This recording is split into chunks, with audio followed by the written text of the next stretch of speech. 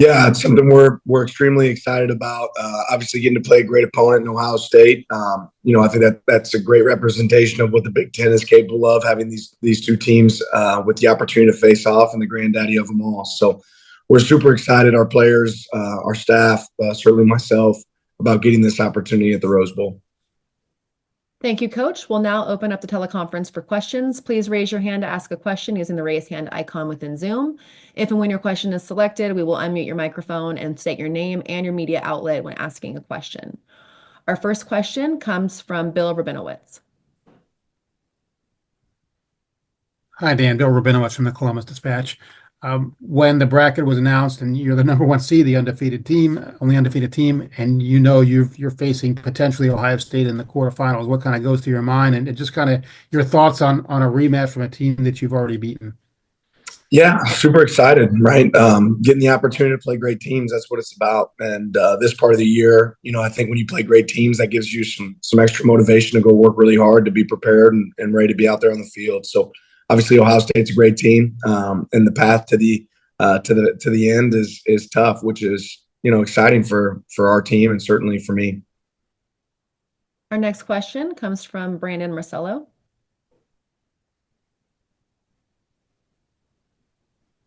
Hey, Dan. Brandon Marcello, CBS Sports. I was wondering, obviously any season's a long season, but this one could be especially so for you guys. And, I believe since 1894, we haven't seen a 16-0 college football program in the FBS. Obviously, I'm looking ahead there, but when you're going through this season, knowing how long a season can be for you, one, how difficult is it?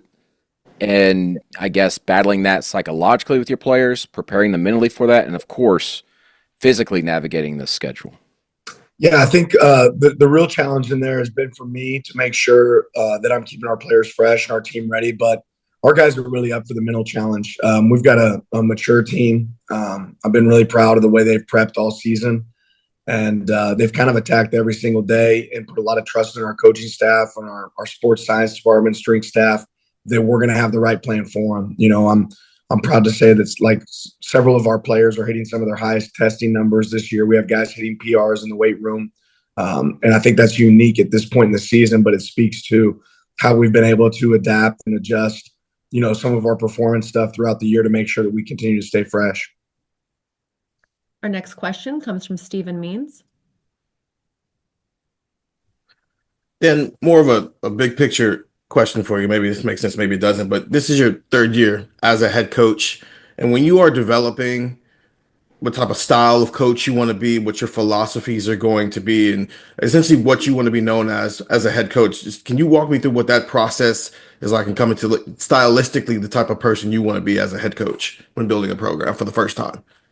Winning, right? I want to be known as a guy that wins, and I hope that I'm a guy that's known as not the same coach today as I was yesterday. I hope I continue to grow. We always ask our players to improve, to get better. And that's the same challenge that I have for myself. I hope I play to our team's strengths. I hope that I make sure I let the players win it on the field and have success out there on the field. But I hope, again, that I'm not the same coach, 10 years from now that I am today. So if I continue to get better and our team continues to improve, then I think we'll have the best result possible on the field. Our next question comes from Zach Neal. Morning, Dan. Zachary Neal, USA Today. Coach Day remarked that both of these teams are far different than they were when you guys played in October. One player you didn't have then was Jordan Burch, one of your best defensive players. What does he bring to your defensive front, and kind of what does his presence mean on the team this time around? Yeah, I think just his size and athleticism. God doesn't make a lot of people that look like Jordan Burch. I think when people see him, they're always surprised to hear that he's almost 300 pounds, because he looks really good. At his size, but he plays like a beast on the field. Relentless effort, and the fact that we have great depth and several guys that can play edge positions for us, that allows us to make sure that when he's on the field, he's fresh. And a fresh Jordan Burch is really dangerous. Our next question comes from James Crepia. Dan, how much clarity have you been able to get in the week since this junior college injunction and the impact that could have on Kobe, Jamari, and George in the short term, and I suppose Sione in the long term could go from being a redshirt junior to a redshirt freshman theoretically? I haven't put a lot of focus on it right now. I think there's time for that. I don't know that it'll be as easy as maybe people read into, but again, that really hasn't been my focus right now, and I don't think it's really been those players' focus either. So we'll cross that bridge when we get there. If there's an ability to create that or not, we'll see. Our next question comes from Rob Aller. Hey, Dan, Rob Aller, Columbus Dispatch. Teams don't play each other in the same season very often in college football. I think you did with Washington last year. Is the attitude, philosophy, just stick with what worked before when you're going into the second one? Is there a tendency to think you have to put wrinkles in there, overthink things, or it says it worked before, it'll work again? How does that play out in those coaching meetings? You said you were from Columbus? Yes. So you want our game plan is kind of what you're saying? We're going to do the same thing again? Yeah, they're paying me pretty well. Yeah, we're going to do the exact same thing, right? Every play, first call. No, you look at what worked, you look at what didn't work, you look at how your team's changed, and you try to play again to your strengths. You look at how your opponent's team's changed. So there's going to be some differences in this game from the last game for sure. Our next question comes from AP Stedham. Hey, Coach, this is AP Stedham from AP As We See It. Coach, what distinguishes Will Howard as a quarterback, and what have you seen since the time you played him in October? Well, I think he has good size, obviously, and he's a big body. It's hard to get down. More than that, I think he's built a lot of confidence in the guys that he's able to throw the ball to, and even some confidence in the quarterback run game. I think you see him utilized a little bit more in the QB run game later in the season. But he does a good job of throwing good balls. He certainly threw a lot of good balls the other night, down the field, and was able to target those wideouts for explosive plays down the field. So he's playing really good football right now. Certainly played really good football against Tennessee. Our next question comes from Jordan Mendoza. Hey, Coach, Jordan Mendoza with USA Today Sports. Obviously, you guys have played this team before, but it's going to have been almost 3 months since the last time you see them. Just looking at Ohio State and what they've been able to do since then, how has Ohio State changed, and how does that kind of change your approach from how you approached it from the first matchup to how you're going to approach it now? I won't really get into the differences, but they're a really good team. I don't know if there's a more talented team in the nation. Obviously, they've got great weapons outside at wideout and across the board. Their tight end's a big target. The running backs are elite. I think they've settled in with their offensive line, and that's really shown up. And then defensively, they play with relentless effort. They've got talent across the board at really every position. Schematically, they pitch a lot of different things to you on both sides of the ball that stress you. The ability to play with tempo at times in offense and then slow it down and come out of a huddle. The shifts in motions, all those things show up. And then defensively, they kind of keep their foot on the gas, whether it's a pressure mentality at times and then coverage mentality at times. It seems like they're in the right call a lot of the time. So they do a good job on both sides of the ball with their coordinators, and their players do a good job of executing. Our next question comes from Matt Prem. Yeah, Dan, you talk about this team always improving every single week and towards the end of the year playing your best ball. How close do you feel like you are to that target rate? And I guess just what's different from this year's team or this team this week from the first meeting of improvement? Well, I think our best game just overall that we've played is probably our Washington game, just in all three phases.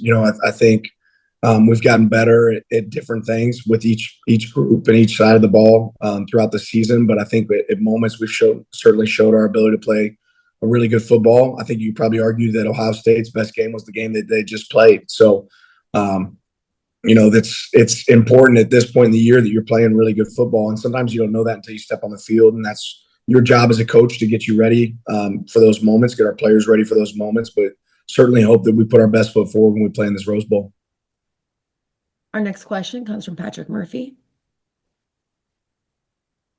Hey, Dan, similar to some of the questions you've been asked about the sort of rematch, but when you're preparing for a game like this, do you look back much at that first game? Do you look more at what Ohio State's done since then and how you change things? What do you kind of focus on as you prepare? Well, you got the time to do it, so you look at all of it, right? You look at the history of the team. You look at the history of the coordinators. This kind of is unique where it gives you a little bit more time to evaluate big picture. just coordinator philosophies, and then also, the original matchup, what that looks like, and then what they've done since. So I don't think you necessarily focus on one of those things. I think you focus on all that. Our next question comes from Kyle Golick. Dan, Kyle Golick, Mike Farrell, Sports College Football Dogs. Dylan in the first matchup was able to make some plays with his legs, especially on that touchdown there. Ohio State saw a similar quarterback with Ayama Liava at Tennessee, was really able to limit his ability to shift the pocket and make plays with his legs. How important is it for Dylan to be mobile against this athletic Buckeye defense and athletic front seven? Yeah, I think it's important for Dylan to be able to take what's there, right? In a time that's going to be times that he's going to make those plays with his legs if they're in coverage. And at times that means he's going to have to be able to throw the ball. But Dylan's proven that throughout the year that he can do both. Our next question comes from James Watkins. Hey, Dan. James Watkins, Cleveland.com. I'm just curious, this game came down to literally the last second the first time. So how do you, with everything that's going on late game, keep track of timeouts, situations, everything that comes with a late close game? Yeah, one, you hope that you have your timeouts there. You hope that you're able to utilize them. And then we have a plan, when we want to call that third timeout, when we want to call the second timeout, when we call the last timeout. So for us, that's kind of something we do consistently throughout the season, throughout practice, creating those situations in practice, and evaluating, there's an ideal time for us in each one of those situations, when to utilize the timeouts and when to utilize the ability to get out of bounds, or when to use the 2-minute warning. So we kind of have that played out in our minds, scripted in our minds, so everybody's on the same page of when we would like to use those. Our next question comes from Zachary Neal. Dan, you know well as anyone about how important that next man up mentality is. I'm curious how impressed you've been with what Ohio State's done on the offensive line this year after losing 2 of their key pieces up front.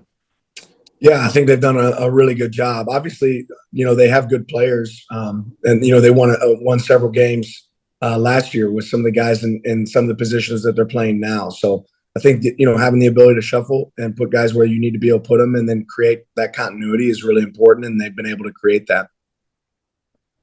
Our next question comes from Brianna Armenthus.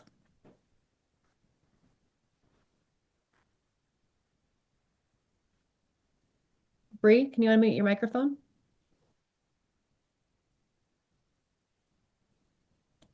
Okay, we'll move on to the next question. Next question will come from Ralph Russo.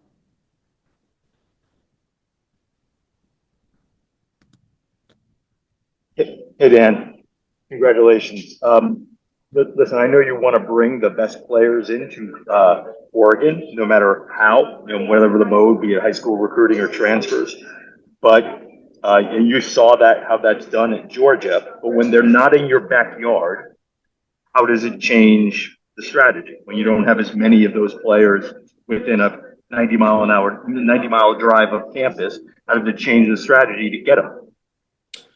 Well, I don't know that the strategy necessarily changed. I think it's more about identifying the right people that are comfortable with going where the best fit might be and not the most convenient. And that's kind of something we consistently preach when we're evaluating talent that can come here and help us is, are you looking for the best opportunity, or are you looking for the easiest opportunity or the most convenient opportunity? And, in our program, we talk about sacrifice. Sometimes you sacrifice distance for the right place, the right fit, the right place where you're going to develop. And we've had a lot of success doing that. Our next question comes from Joey Kaufman. Hi, Dan. Joey Kaufman from the Columbus Dispatch. This, I guess in the past for January 1st bowl games, including the Rose Bowl, sometimes teams have gotten there like a week ahead of time. It seems to be maybe changing a little bit in the expanded playoff era. Ohio State's not getting there until closer to the game. Just as it required your travel schedule to change, how different is this week going to be versus past times you guys had like a January 1st bowl game? Yeah, it's a little different. We'll get there earlier than we would normally get there for a game, just because of the requirements of the bowl. But ultimately, we would like to get there as close as we can to a normal game week. So we'll be probably similar mindset to those guys as far as getting as many practices in as we can here on campus, and then going there later in the week. Our next question comes from Max Torres. Hi, Coach. Good to see you. Max Torres, Scoop Duck on 3. This team's been able to win a lot of different ways this season, whether it's shootouts or blowouts, dogfights. Can you just speak to how valuable that is as you guys enter this playoff? Yeah, I think it's been really important for us, for our team, to realize that we can win in a lot of different ways, and with that piece, knowing that if you're able to put all three phases together and you play your best football, you can have a lot of success. So, football games come in a lot of different ways, and being able to be a team that can win it in multiple different ways is important for us. Our next question comes from Tim May.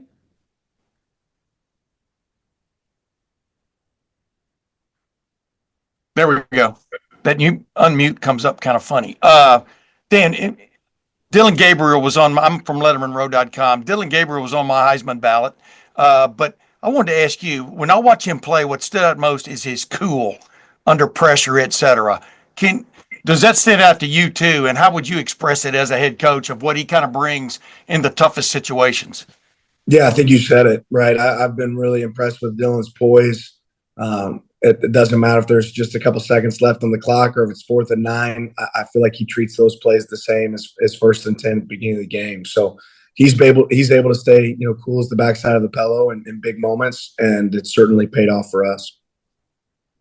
We have time for 2 more questions. Our next question will come from Dan Hope. Hey, Dan, obviously you guys won the first game, but it was a really close game that came down to the end. So what are the biggest things you look at from that first game against Ohio State that you guys need to do better the second time around? Yeah, I think big moments and big games like this always come down to critical situations. I think we have to continue to make sure we can execute on 3rd down on both sides of the ball, have success in the red area, making sure that we turn those into touchdowns when we're in those moments offensively, and then eliminate touchdowns when we're in those moments defensively. And then special teams play, I think, is always really big in these games. Like you said, that last game came down to the very final second. So not taking anything for granted and making sure that every single play counts and the next play is the most important is really important for us. Our final question will come from Andrew Gillis. Hey, Dan, you guys are 4-0 in one-score games this year, and 3 of those teams are still playing. What have you learned as a coach about coaching in those one-score games, coaching in games that are one-possession games that come right down to the wire? A ton. It matters, right? The details matter in those moments, and very similar to what we were just talking about with Dylan. You got to have poise and composure in those moments, be able to visualize what success looks like in those moments, and hope that you've recreated those moments within practice in situations throughout the season, so you can go execute.